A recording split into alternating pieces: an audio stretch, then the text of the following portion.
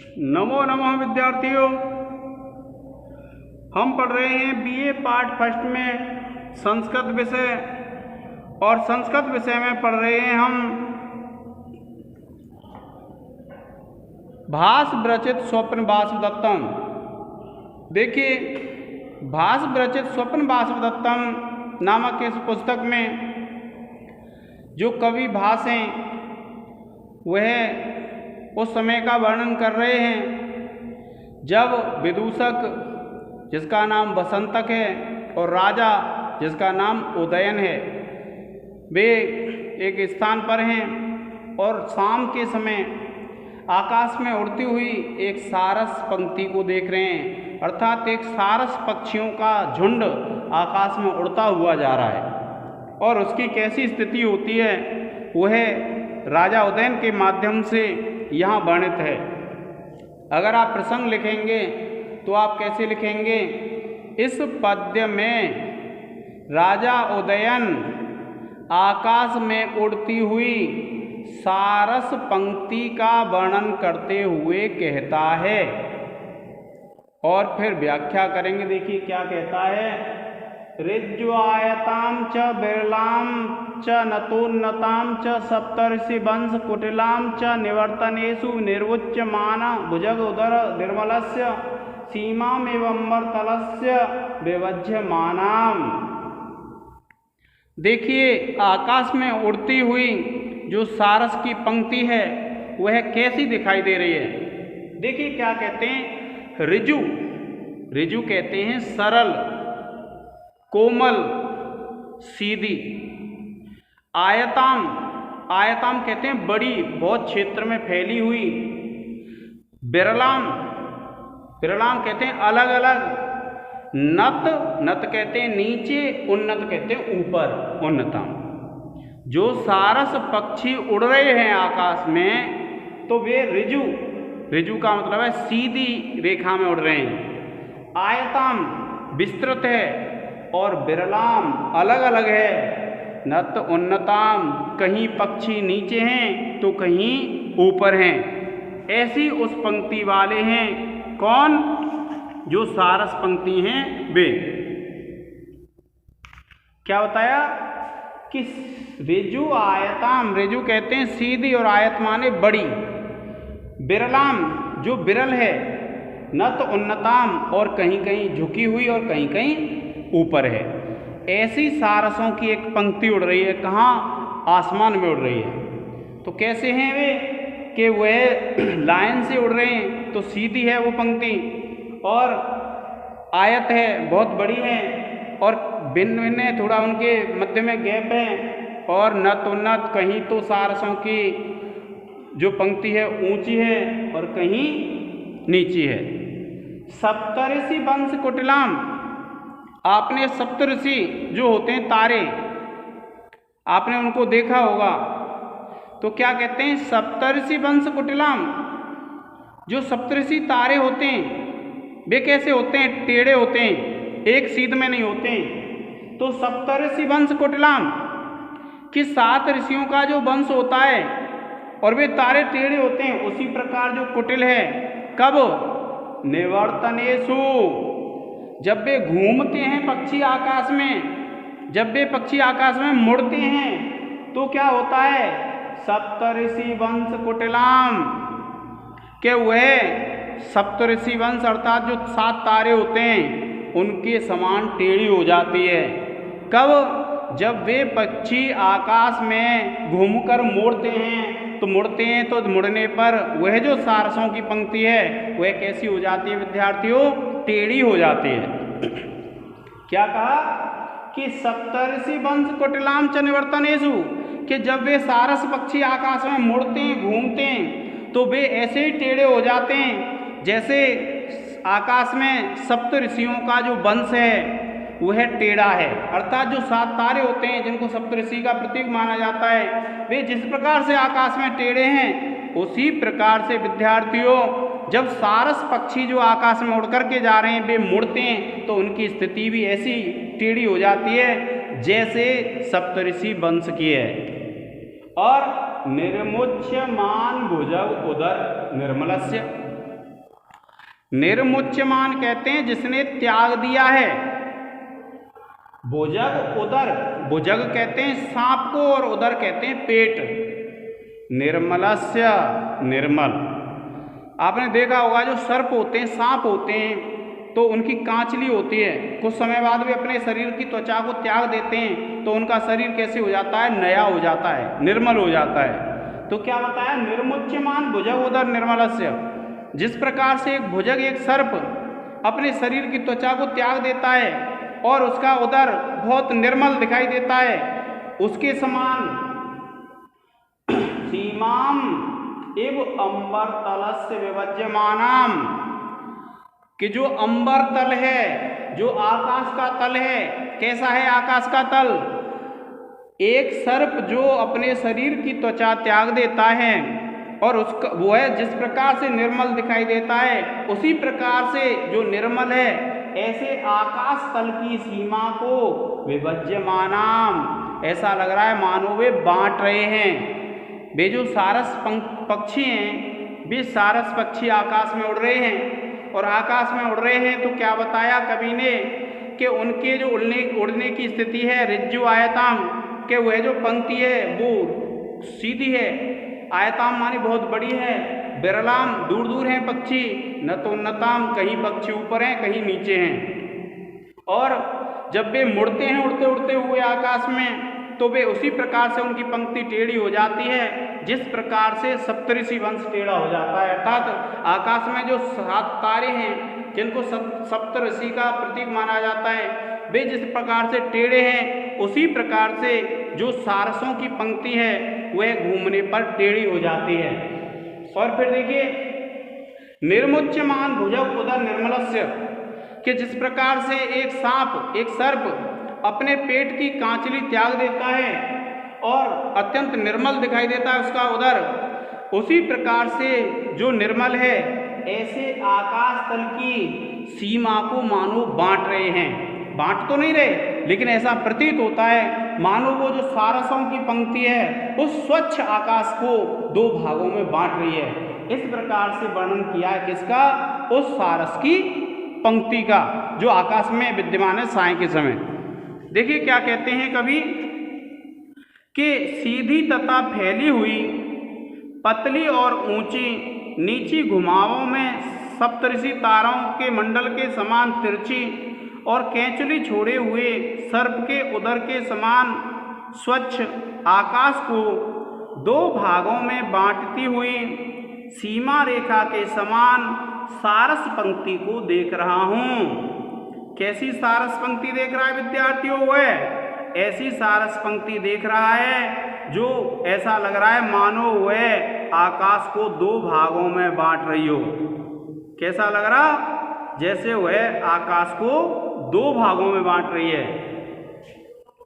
देखिए, अब हम लिखेंगे विशेष। अब देखिए, विशेष में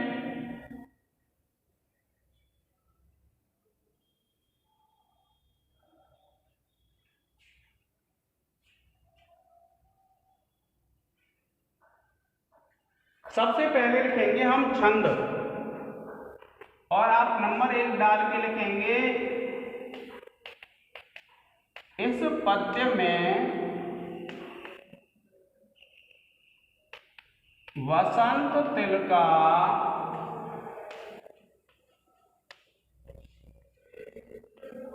छंद है।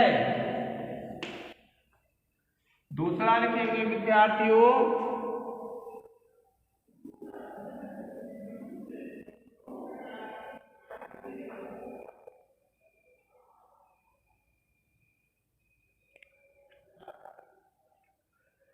कि सप्तऋषि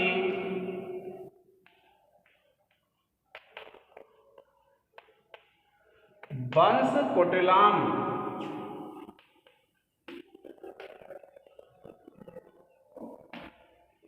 इसमें उपमा अलंकार है।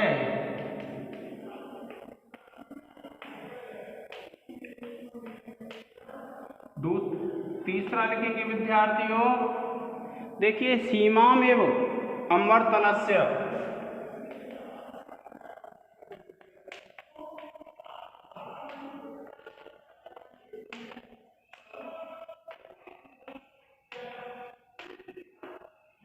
इसमें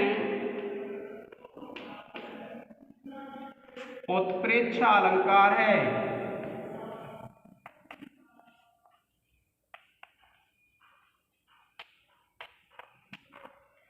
और देखिए विद्यार्थियों, चौथा है इसमें, क्योंकि कवि ने पक्षियों के स्वभाव का वर्णन किया है, इसलिए कौन सा इसमें स्वभावोक्ति अलंकार।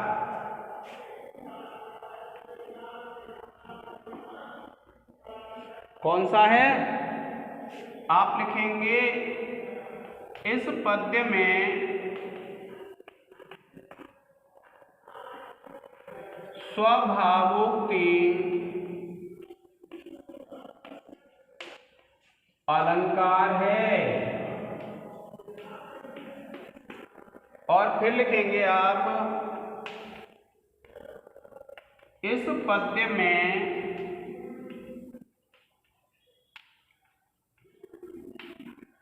वैदर्भी रीति है।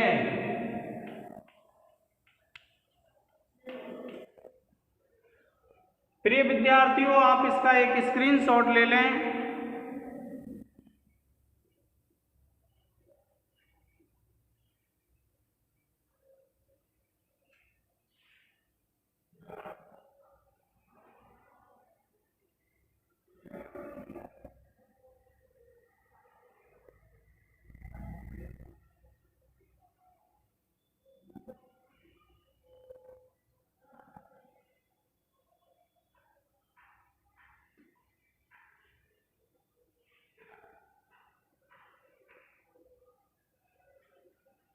देखिए विद्यार्थियों,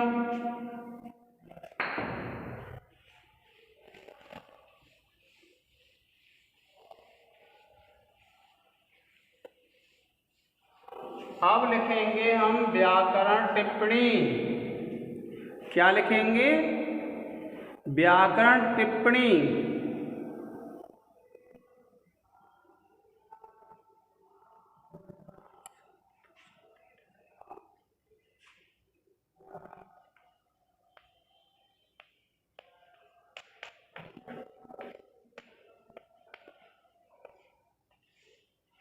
और व्याकरण टिप्पणी में पहला है सप्तर्षि, और आप लिखेंगे सप्तचते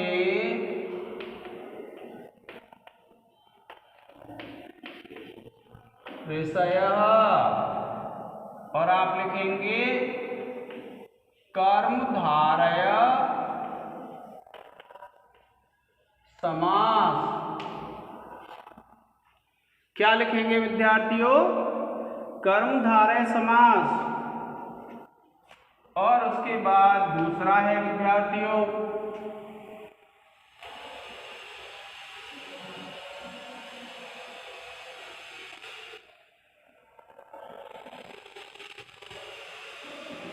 निर्मुच्यमान।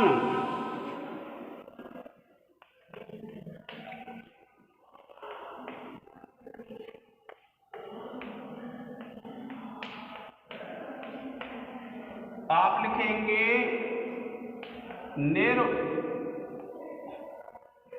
उपसर्ग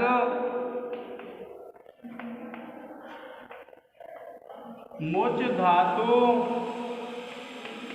और सानच प्रत्यय।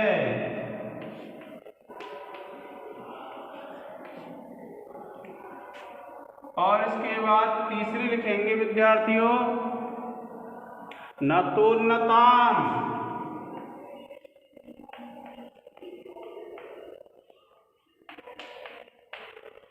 आप लिखेंगे नत प्लस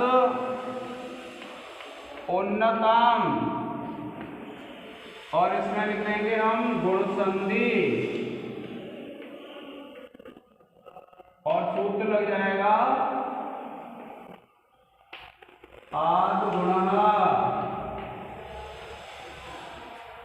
बाद विद्यार्थियों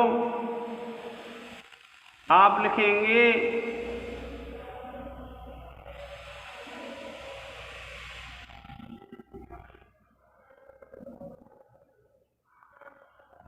ऋज्वायताम।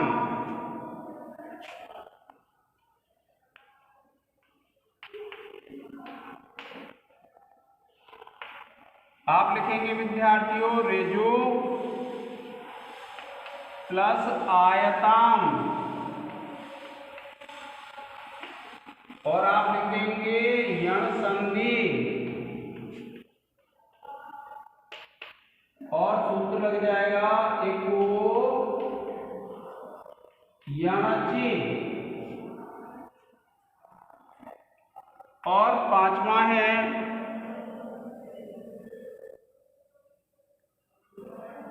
देखिए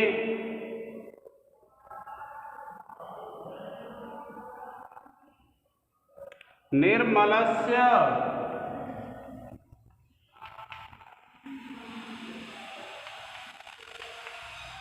आप लिखेंगे निर्मल शब्द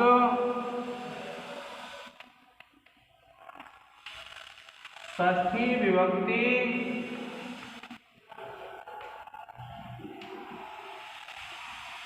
एक वचन।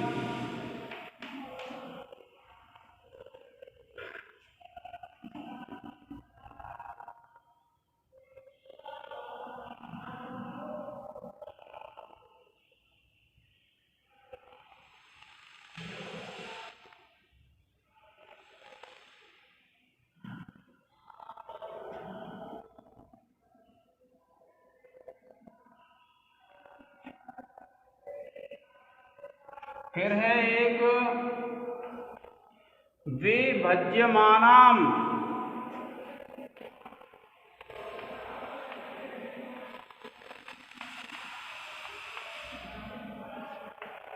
आप लिखेंगे वे उपसर्ग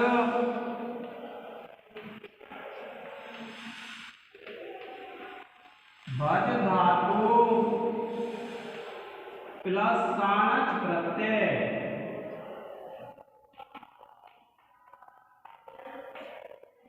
प्रिय विद्यार्थियों आप इसको पढ़ लें और इसका एक स्क्रीनशॉट ले लें।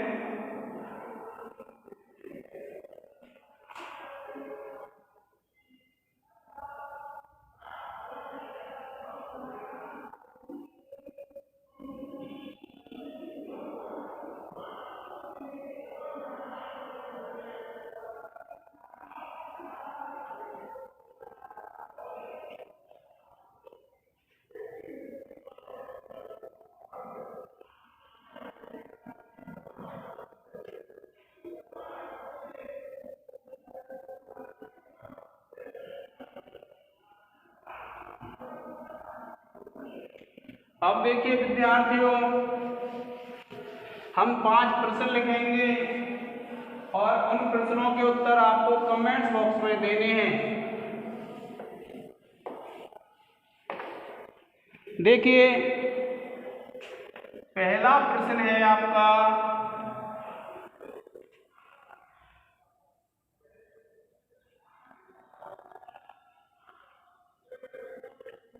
वासवदत्ता के पति का क्या नाम है?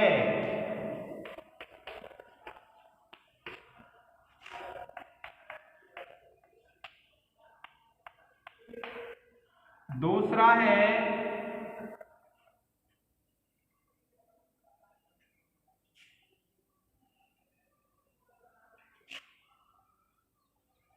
स्वप्न वासवदत्तम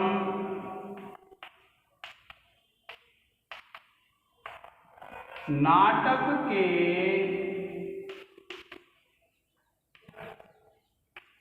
विदूषक का क्या नाम है?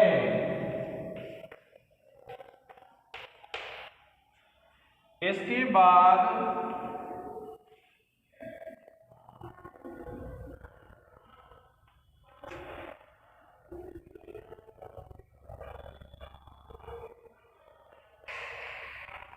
योगंधर सुंदरायण ने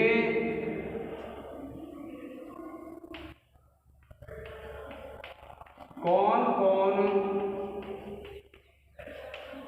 से ज्योतिषी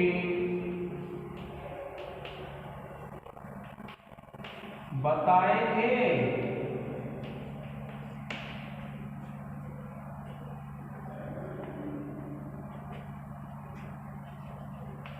कामदेव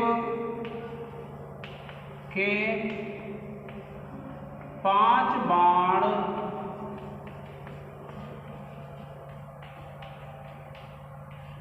कौन से हैं?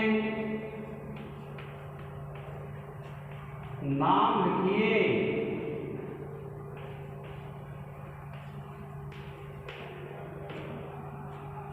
और इसके बाद अंतिम प्रश्न है विद्यार्थियों,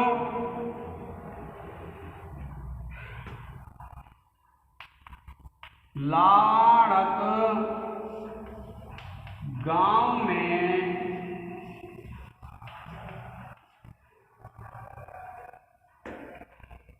उदयन के साथ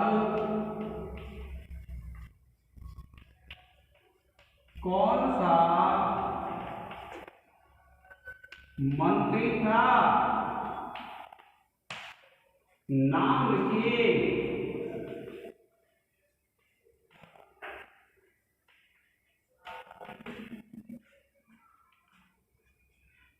प्रिय विद्यार्थियों, आज के इस लेक्चर में इतना ही। धन्यवाद।